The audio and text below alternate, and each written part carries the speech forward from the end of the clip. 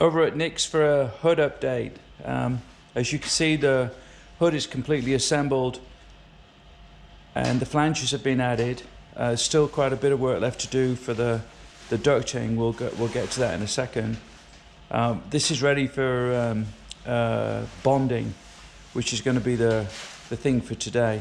But right now, a lot of the issues associated with the alignment, etc., have been resolved. So we're going to talk about that in some depth today. But before we do that, I'm just going to walk around the car, around the hood, so get an idea of what's going on. So all of these internal panels have been added and aligned. This has all been cleaned up. We're going to talk about these flanges here. They're on several parts of the car and the hood assembly. This is how the front end is looking. This is all new. So this had Nick completely fixed this. This had all been ripped out. This matches what's on the other side and it's very similar to the hole indents for the bumper. Headlamps. This is looking all very sharp. Still a lot of finishing work to do, but we're in terms of an assembly. Nick is pretty close to it right now. Nick, do you want to talk about the adhesive? Should we start there? Sure. He's only just got up, so bear with him. Yeah. This was the stuff that Chuck at Monocoque had recommended we use. Just turn it around a little bit. It's just a 3M marine adhesive. Which is not what you're used to, right? Yeah, it's a little bit different. It's going to be a urethane based, kind of like sealant.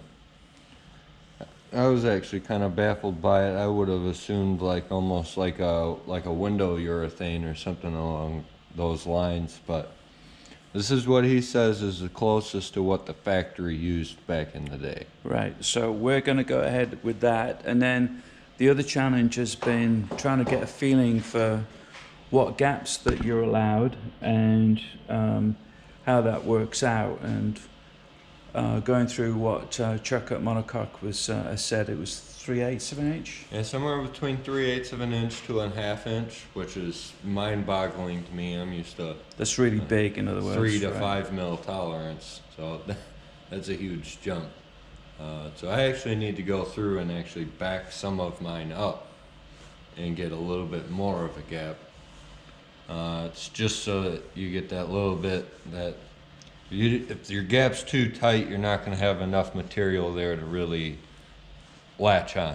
To bond, right. So we need a gap for the actual bonding process itself. As you can see, the assembly is looking really first class. If you remember, the original hood was Z-barded really thickly, and this is going to be totally different when it's painted up, and I'm really hoping that we can treat it like an A surface. So Nick's put in a huge amount of work to get it to this point and to be able to do that, and I think we're well on our way there. So this trial assembly has been to make sure that we have the gaps right, and finalizing that. We'll go from there. So we have a couple of repairs still to do. There's a tear here in this ducting, and then a split here. That'll get fixed in due course.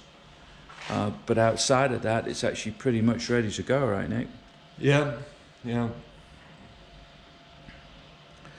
There's almost been as much work in the hood as the actual body. It's not to be underestimated, for sure. I think the hood's worse than the body. The hood is worse than the body? As far as repair-wise goes, I think the body side of things, as far as the actual body itself, doing the floor or this and that, I don't know. Me personally, I would do the floor 10 times over before messing with this hood. Yeah, so it's not to be, the work involved is not to be underestimated, but it's such a signature part of the car. It's well worth it, and we're getting really, really, really close to seeing the real benefit of all of that hard work paying off. So it's a piece of history, one bit at a time. The engineering that went into building this back then is what amazes me. Well, you have to remember this is like 59 for the E-Type when they were doing the design, came out in 61. But they had the D-Type and the C-Type prior to that. So yeah, it's not unsophisticated at all. All done on a drawing board, 2 dimensions. Quite staggering, pretty impressive. Very skilled people. The metalwork is amazing. And we are getting really close.